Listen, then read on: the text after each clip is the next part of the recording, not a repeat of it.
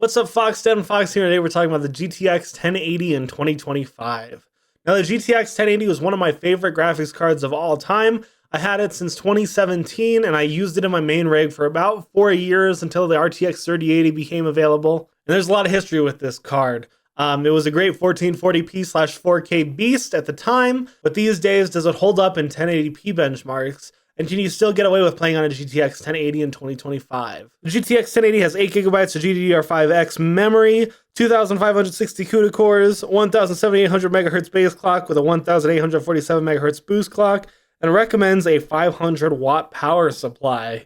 So, with all that said, let's hop into the benchmarks. Marvel Rivals at 1080p with the medium preset ran with an average frame rate of 68, a 1% low of 43, and a 0.1% low of 23. So we were able to get above 60 FPS, but this game always surprised me in the fact that it was not able to get higher than this, considering it is kind of an esports title, but it is in line with the 1050 that we tested earlier this week. So I'm not incredibly surprised, but I am a little disappointed that this game isn't as optimized as it should be. Call of Duty at 1080p with the balanced preset ran with an average frame rate of 65 FPS, a 1% low of 42, and a 0.1% low of 5. So although there was like one jitter, I guess, the rest of the game ran incredibly well. The 1% low shows that, and the average frame rate was above 60, and you could always drop the settings down lower if you want to get more frames, but this was a good balance between visuals and gameplay.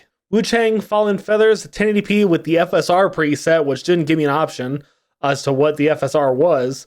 At the low settings, ran with an average frame rate of 76, a 1% low of 47, and a 0.1% low of 22. So not a bad showing throughout. Wu-Chang Fallen Feathers is definitely a more demanding modern game, but nonetheless, it is still a fantastic showing from the graphics card. Another demanding game, Oblivion Remastered at 1080p with the low preset in the overworld. We saw an average frame rate of 66, a 1% low of 18, and a 0.1% low of 2. So there was some jitter, absolutely. And I figured this game would vary quite greatly between the overworld, Oblivion's Gate, inside cities and stuff like that. So I took two benchmarks. I also took one with the Oblivion Gate, and that was 87 FPS on average. So that was not a bad showing.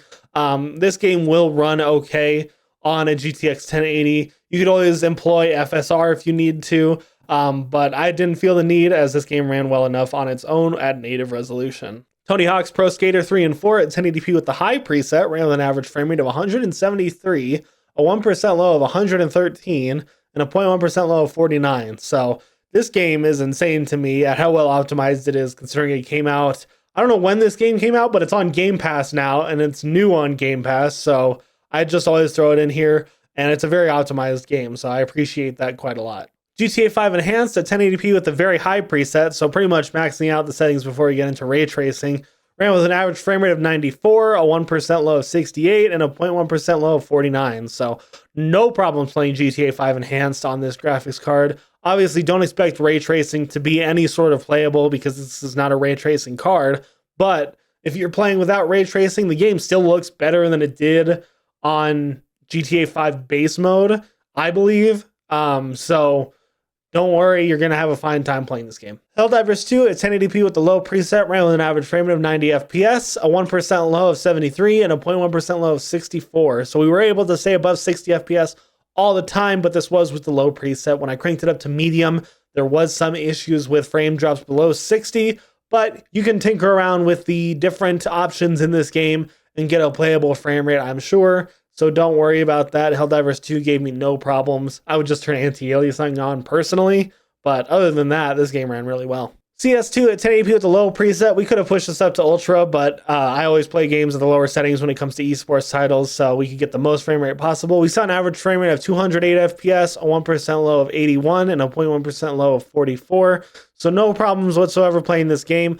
We were able to maintain a pretty high frame rate, and in fact, I'm sure the gameplay you're seeing goes up to the 300s at some points. So you're going to have no problems playing this game, especially on optimized maps like Dust 2.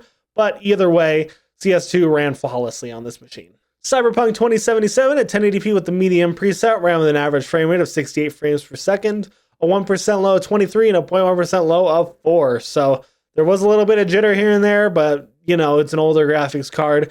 It struggled when the game came out. It still struggles to this very day. when it comes to Cyberpunk 2077, but the fact that we were able to hit the medium setting shows me that we could probably iron out some of those 1%, 0.1% low problems by switching to the low preset.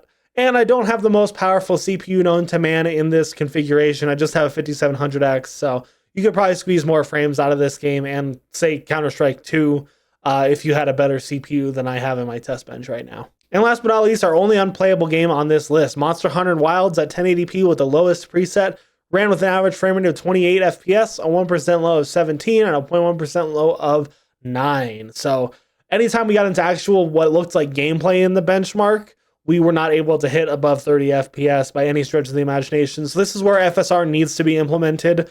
But I tried to keep everything at native as best I could today, except for Wu Chang. But you could definitely throw some FSR on this and get above 30 FPS. I'm just surprised at how poorly optimized this game is. And that was the GTX 1080 in 2025. Now, I think this card has still got a lot of fight in it. I think you're still able to use it today with no problems as long as you're playing at 1080p. If you want to see a 1440p benchmark, hit that subscribe and like button and let me know in the comments down below. Otherwise, this card was still a fantastic fighter at 1080p, and I think in the future, you should be able to hold on for a little while longer before it becomes unplayable in most games, especially when games like Wu Chang with FSR on do work at above 60 FPS. I think this still has some fight in it for sure. Thank you so much for watching this video. If you liked it, like, subscribe, do what you usually do, and as always, buy yourself something nice.